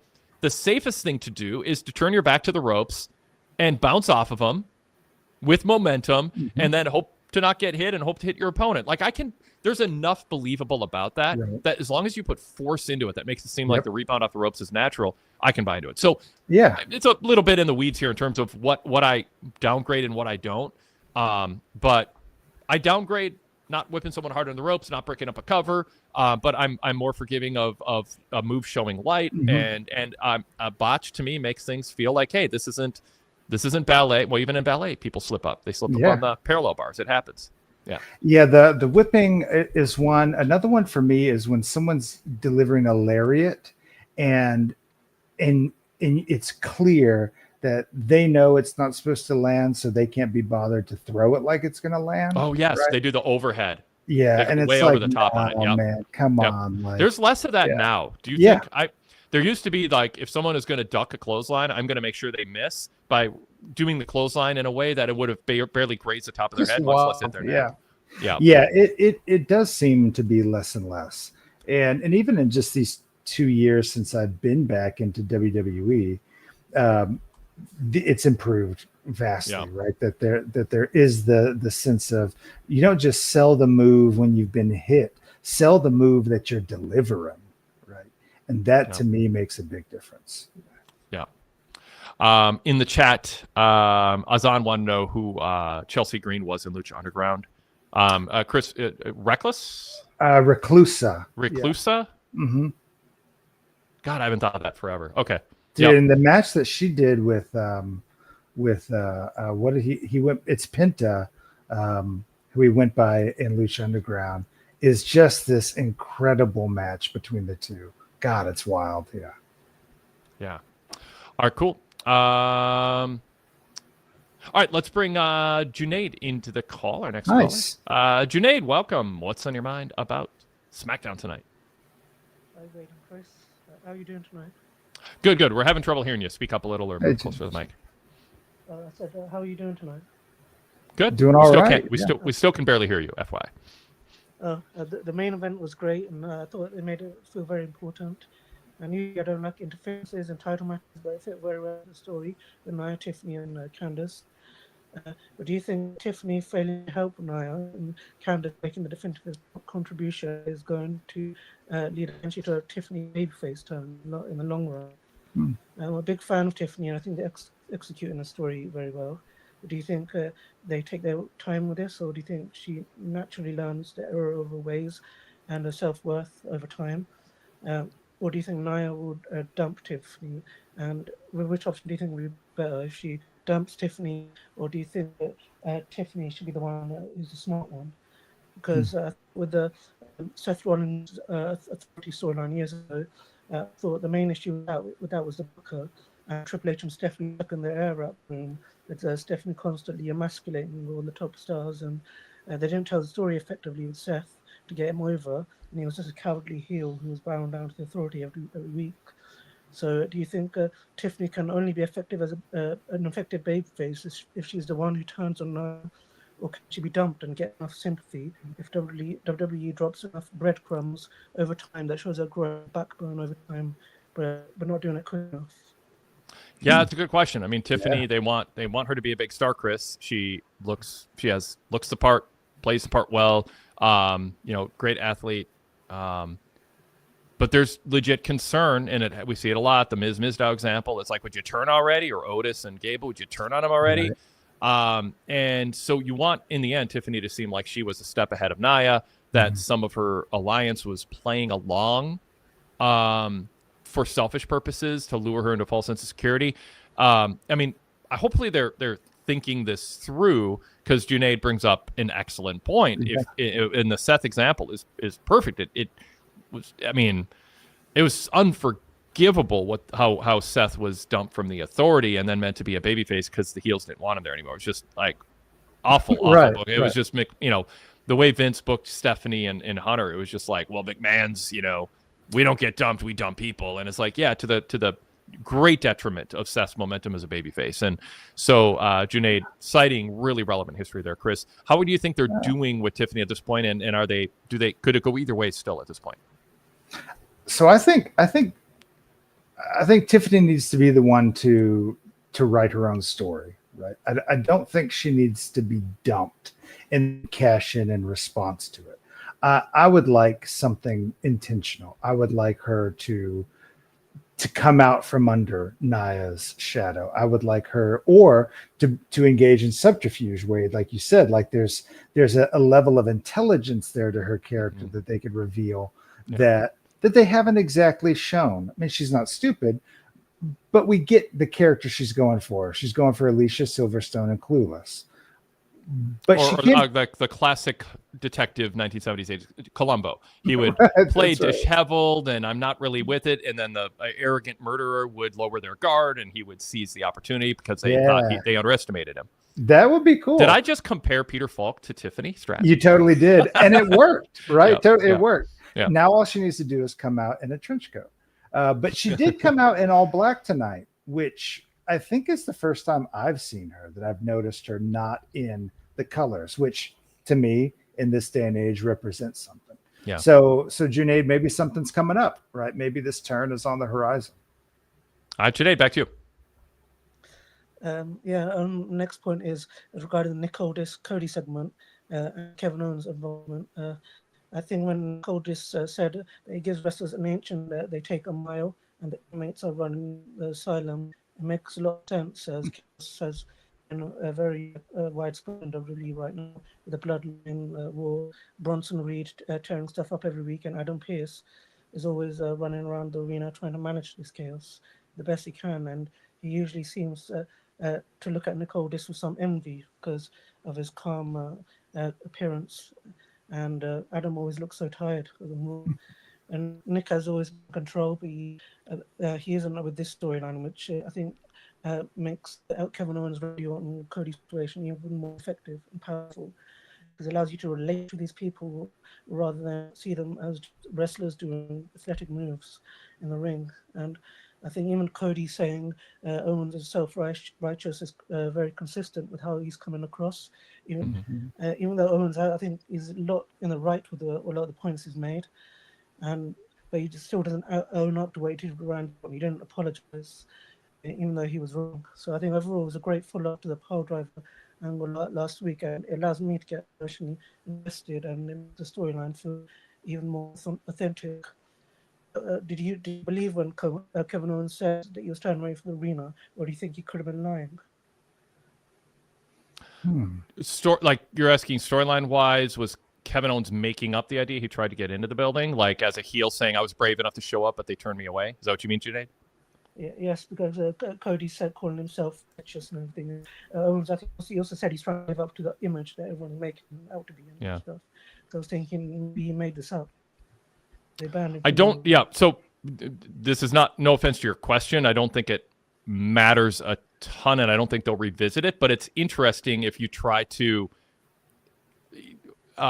extrapolate from KO. Is he acting braver than he really was? And that didn't cross my mind. I just assumed he showed up. He's Kevin Owens. He's like, who else can I send to the hospital? Right. That's his character. I didn't think maybe he's saying he tried to go, but he wasn't allowed. It's very consistent with the storyline that he tried to show up and was turned away, because that's what Nick Aldis essentially said was the case. Any quick thoughts on that, Chris? Yeah, which again furthers the idea that he's been ostracized by the people that he he loved and that he gave himself for, right? Yeah. The more meta question for me is, knowing that his contract is coming up, is this a story whereby Kevin Owens finds his way out of WWE and this is the way it's written out? I don't think that's out of the realm of possibility, but I also have no inside track or knowledge by, in any stretch of the imagination. That's something else that's been running through my mind. Yeah. I think Kevin Owens will stay. I hope so. Yeah. Yeah.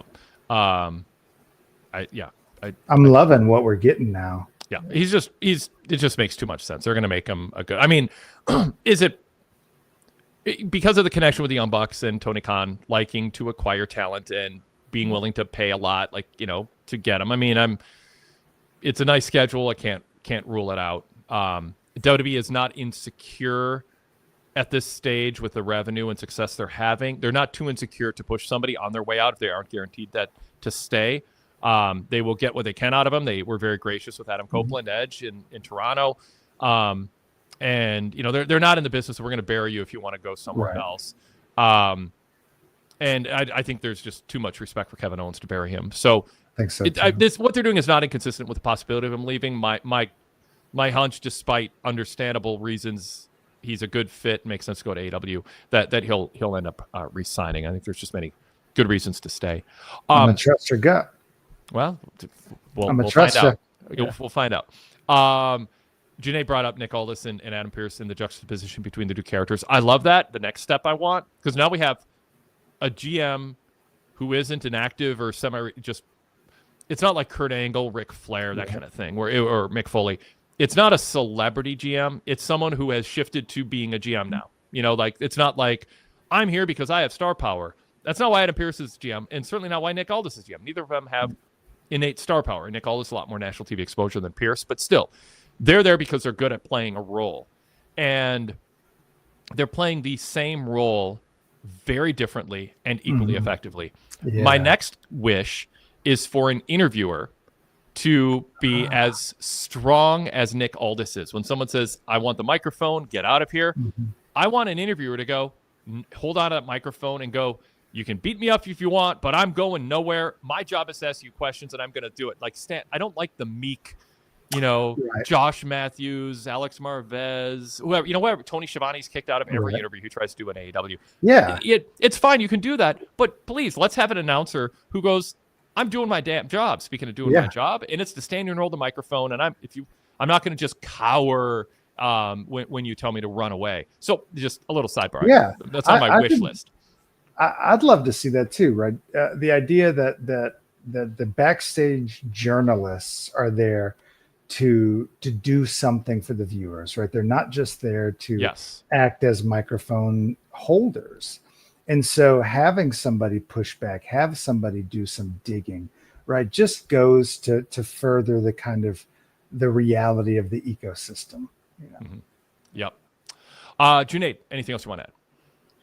Before I move on to my final topic, I have a few more questions relating to the Cody Owens, Nick Aldis thing. What do you think Cody does at Survivor Series? Do you expect Kevin to attempt to hit the pile driver on Cody next week, or does he injure Cody that rule him out of Survivor Series? And how does Nick Aldis come involved with it? Does he potentially get hit with the pile driver and Owens getting in trouble and ruled out of Survivor Series, leading to Nick Aldis getting back in the ring? Does Survivor Series need, and will it benefit from more than what we either know or have a hunch, which is, we're going to get War Games. I don't think they need to put every world title on the line on every PLE at this point. We've got Gunther and Damian Priest, and we've got the men's War Games confirmed, and then a lot to develop in the next week as far as that goes. Storyline wise, does it seem like Cody's destined for that match, or are we waiting for Saturday night's main event? I'm thinking we're waiting until Saturday night's main event. Yeah, I'm feeling like it's just too soon for them to get Cody and KO in the ring together to have the kind of build and ferocity that I think that match needs. Yeah, I'm kind of leaning that way too. Junaid, what else? Regarding the bloodline angle, Sami Zayn said there's nobody who wants to work at the bloodline, and I could understand to a point the personal objections guys like Seth have had with him. But why would all wrestlers turn down a main event payday in a special match like War Games? Doesn't seem to be anything to do with the danger of the match. And LA Knight's reason wasn't preposterous. The new bloodline could come after him next. So I would think maybe he'd want to proactively go after them to take them out in the bloodline. And regarding Roman Paul Heyman, do you think it was the idea of the friendship that appealed to him, that he wants to rebuild with Paul Heyman, first and foremost, and he needs his wise man back, or is it more an immediate primary reason that you could call Paul Heyman, so you could call a certain friend to team with them at War Games like Punk or Lesnar? Mm-hmm. Yeah, I don't think they're going to bring Lesnar back at this point. Punk got brought up in the chat room. Not sure if it was you Junaid, or someone else. Punk as as someone linked with Heyman. It'd be quite the way to reintroduce Punk. It feels a little wedged in. I don't know. I mean, if they did it, I would have faith they did it for good reason, and to try to pivot Punk to something very different than what he's been doing. But Punk, already talked about Gunther, and so it's getting him in the middle of something that doesn't feel like he would be a permanent part of, and that's where Seth just makes so much more sense because of his feud with him. Chris. The going back to the idea of Seth, of it making sense, right? It makes sense, especially now, given that we've got Bronson Reed.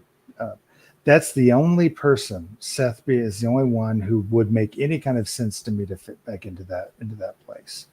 So I'm with you. I mean, that's kind of where I see it going. Yeah. We'll be excited for it. May have not expected it, but yeah, I'll be looking forward to it. And Junaid, as far as why wrestlers would say no to War Games, I mean, the people who are being asked are main event wrestlers who have some clout to kind of pick which matches that they want to have and not have. And I don't think it's cowardly, or they're going to have a payday either way. I don't think it looks ridiculous for someone to just go, it's not my fight, I don't want part of it. These aren't people desperate for paychecks. It's just, I'll choose a different match to say yes to if I have that kind of clout. And this is someone asking them for a favor. And in the case of LA Knight, he's U.S. champion, wants to be a successful champ. He doesn't want to get injured and on a side, sidelined. Seth Rollins, it's like, I'm not going to, it's just pure personal reasons initially when asked. So I don't know. I think it to me, it makes sense. Junaid, you said you had, go ahead, Chris. You want to bring something up? No. Okay. So Junaid, what's your final topic? This was a topic. I thought it was interesting that there were several people who were spotlighted in this beatdown angle. Roman and Fatu have faced each other, and Michael Cole specifically calling Jacob Fatu and Roman alpha males. I thought that was a sign that they're setting something for them for a match one day. The War Games is next. Roman vs. Solo is likely at either the Royal Rumble or WrestleMania, and then Fatu. There are big time matches set up with all these guys in the future. And there's still a few weeks left, and the fifth man for Original Bloodline hasn't been officially announced, but who pins who in the Bloodline War Game match? I'll save that till next week, my prediction on that. I want to see more developments here. I mean, who's going to be the JJ Dillon? Just is it going to be Tongaloa? I mean, or do they? They're making a big deal out of the fact that Cole brought up tonight. Solo pinned Roman Reigns a couple weeks ago in a tag match. The finish could be a more brave finish, or a more a big name tapping out for some storyline reason. It also could be an angle or a turn or a betrayal or someone coming up short, depending on who fills out this match. It's not going to be Bronson Reed. They're not going to put him in that. Oh, I shouldn't. I would hope it's not Bronson Reed, because you're basically sending a message. Yeah, the guy who's not, wasn't officially part of the group who they brought in is the guy who lost, and that was their way to save the people who were in the new bloodline from losing. So you hope that's not it. I mean, they're making a monster out of him. They can't have him take a pin in a story that he's an ancillary part of. Right. Yeah. Or a new addition. Yeah. Yeah. So, I mean, there's whatever the finish is, it's either going to be the weak link losing, or there's going to be a storyline behind it. Yeah. So anyway, I can't imagine that this is where the story is going to end, because how many times have we seen the OG bloodline versus the new one since Roman's returned? Yeah. And it hasn't settled anything, right? So I think we're going to get richer story developing. Yep. Chris, anything else you want to bring up? Junaid, by the way, thanks for the call. I appreciate it. Yeah. One thing. Oh, okay, sure. Yeah, sneak that in. I just want to say the reason I think they're asking Cody why he's not helping Roman at Bad Blood is because his real friend Randy Orton is now badly injured, and there's only one Cody to go around. And I think it would seem selfish of Roman and the rest of the original bloodline if they asked him to join them. I think that could be a possible reason. And I thank you, and have a good night. Great, thanks, Jay. Yep, hey, good. Thanks. Yep, good point there. Yeah, that was cool. Yeah, Chris, anything else from SmackDown tonight you want to sneak in before we sign off here? The one thing that jumped out was talking about the pile driver, going back to that, because they highlighted again the banned nature of it. And then with all this saying, we don't want people in the wheelchair for 20, 30 years. How much of that do you think was treading the line between story, script, and real life? Because they allow Canadian destroyers, right? Yeah, I think it's just storyline. Yeah. But they've done it really well. Mm-hmm. I mean, they haven't drawn a lot of attention over time. And in a way, it felt sort of when Road Warrior Hawk popped up in No Soul Jerry Lawler's pile driver in Memphis. It was, right. It was the whole scorched earth of the Road Warriors getting over at the expense of a bunch of credible wrestlers who, when they left the territory done feuding with them, were weaker. And it's the downside of the Road Warrior legacy. And no selling pile drivers, it just stands out like, wow, this devastating move, and why are you letting this guy? And obviously, he had the neck muscle to kind of make it believable he'd be immune to it. But still, that was a long time ago. But it doesn't feel as creative of a move. I mean, Terry Funk, Ric Flair, example of it. I mean, obviously, there's been more recent ones too in AEW. But it in a way, it sort of feels like an old school move. Yeah. That just sort of they stopped doing it. I don't think that it's inherently less safe than some of the variations we've seen, but it'd be interesting to ask a wrestler that if there's something about the vulnerability of that position where it actually is genuinely more dangerous, and it's not something that I've heard. I think it is just storyline. Yeah. Oh, well, that I don't want to see it every week or every match, but to pull it out and to give it the lore of this something devastating, right? And that and something I wrote in my article last week was talking about pro wrestling as a kind of language, right? And that each dialect means something different. And in WWE, a pile driver is going to put you out, right? And as long as they play by their own rules, then it doesn't break down. It's exactly it. It's what are your rules of engagement, and do you consistently apply them? In the canon of what you're doing. And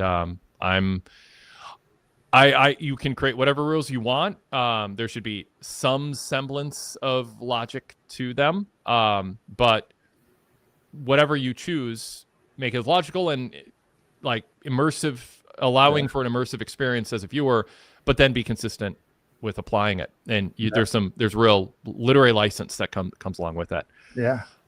Cool. Okay. Everybody, if you want to hear more of what we do throughout the week, or you just want an ad-free version without the commercial breaks of these free shows that we offer, go VIP. If you're a Spotify user, you can search PWTorch VIP and get a 7-day free trial via their partnership with Patreon, or you can go straight to Patreon and search PWTorch VIP and subscribe. Different tiers, different entry points and benefits. And you can also get a full VIP membership and details on all the ways to sign up at pwtorch.com/govip. Full VIP membership includes access to our 35-plus year library of podcasts and hundreds of retro radio shows from the 90s, back issues of the Pro Wrestling Torch newsletter dating back to the late 1980s, ad-free version of our website, exclusive articles, weekly newsletter, and so much more, along with Apple Podcast compatible and iOS and Android app compatible podcasts, or you can stream them right from our mobile or desktop site, our podcast that we post throughout the day, which includes our 18 years ago VIP podcast flashbacks, which are fascinating to listen back to and learn about wrestling. So check it out, support us, and we'll give you a lot in return. Chris, thanks again for being here. This is awesome. This is great. Great. I have a blast. So thanks a lot, Wade. It's one of my favorite parts of the day is Yeah. just kicking back and chatting for an hour or two about these It really- shows. And the chat room has been a real fun addition to the Yeah. mix after our years of just being caller only on audio. So Yeah, they we'll were active tonight. It was awesome. We'll look forward to your written take over at PWTorch.com. Hey, thanks a lot, Wade. Thanks, Chris. Yep. Everybody have a great weekend. Bye.